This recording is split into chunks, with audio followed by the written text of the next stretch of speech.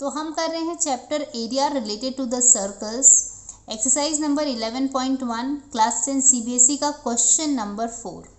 Question है a chord of a circle of radius 10 centimeter subtends a right angle at the center. Find the area of the corresponding minor segment, major sector. Okay तो देखो for your understanding मैंने यहाँ पर diagram बनाया हुआ है। हमें क्या निकालना है, हमें मेजर सेगमेंट निकालना है, सॉरी माइनर सेगमेंट निकालना है।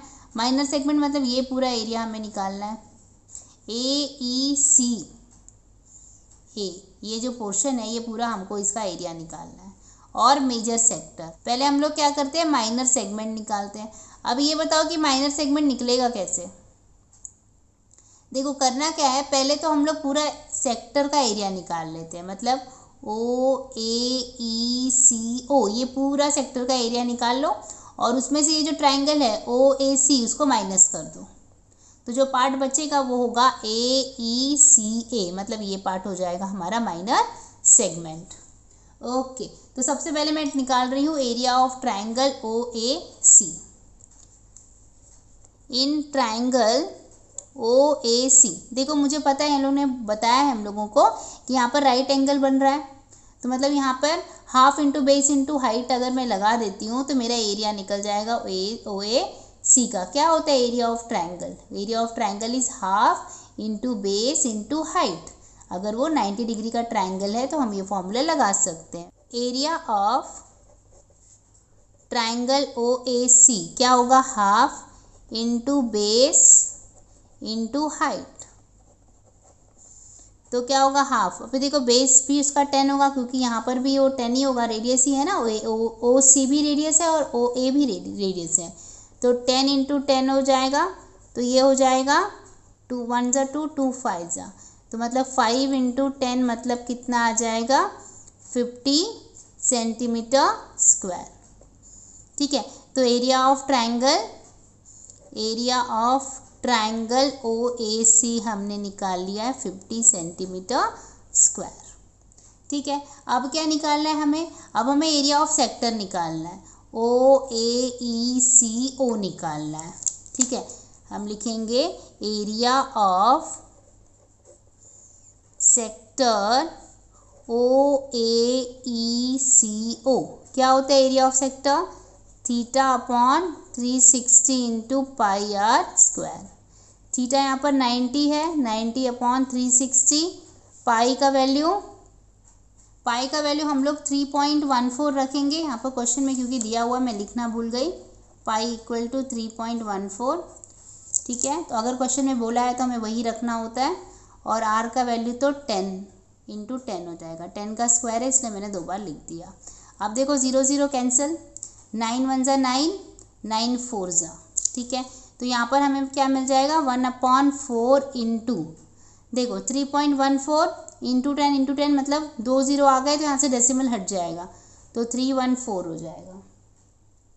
ठीक है, अब ये 314 को जब मैं 4 से डिवाइड करूँगी, 314 डिवाइडेड बाय 4, तो मुझे आंसर मिल जाएगा 78.5 सेंटीमीटर स्क्वायर। ये क्या है, area of sector O A E C O, right. तो अब मुझे क्या निकालना है, इसके थ्रू मुझे एरिया ऑफ माइनर सेगमेंट मिल जाएगा। देयरफॉर यहाँ पे लिखती हूँ, therefore area of minor segment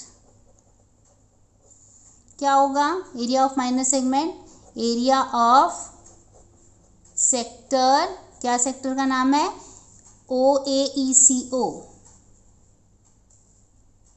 O A E C O minus area of triangle O A C. Okay, तो area of sector O A E C ओ है 78.5, तो 78.5 माइनस एरिया ऑफ ट्राइंगल है 50, तो 50, तो इसको जब मैंने सब्ट्रैक्शन किया तो मुझे मिला 28.5 सेंटीमीटर स्क्वायर। ठीक है, तो फर्स्ट पार्ट हो गया। अब हमें निकालना है मेजर सेक्टर।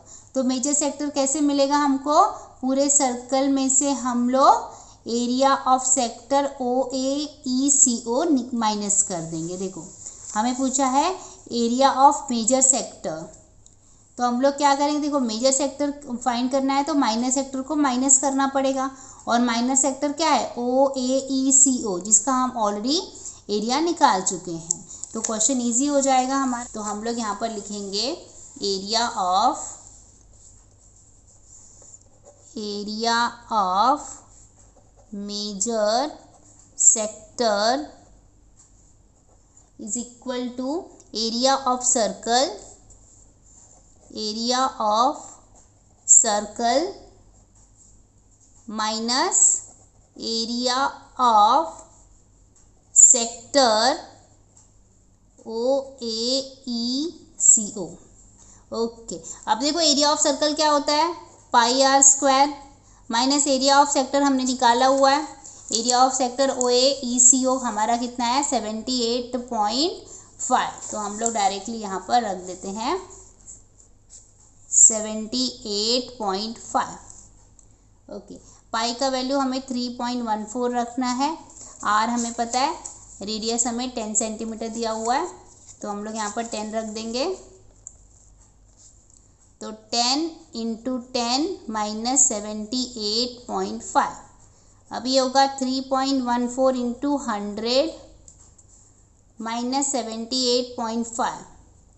3.14 को 100 से मल्टीप्लाई करेंगे तो ये हो जाएगा 314 माइनस 78.5। ओके, जब हम इसको माइनस करेंगे तो ये आ जाएगा 235.5 सेंटीमीटर स्क्वायर। तो ये होगा हमारा area of major sector. Okay, तो ये होगा हमारा एरिया ऑफ मेजर सेक्टर। तो इस तरह से हमने दोनों चीज़ें निकाल ली है। आई होप आपको समझ में आया है। Keep watching, keep learning. Thank you.